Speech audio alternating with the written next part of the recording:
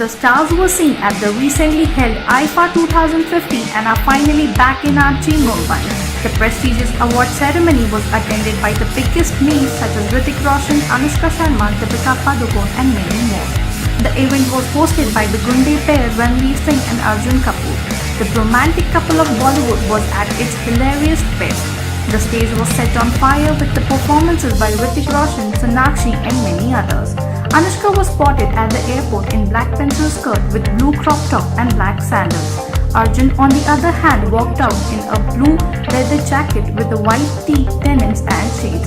Super cool Mr. Kapoor was accompanied by Jacqueline Fernandez who looked simple yet chic in her white shirt and black skirt, followed by Hrithik Roshan who went casual way in a blue V-neck tee and jeans.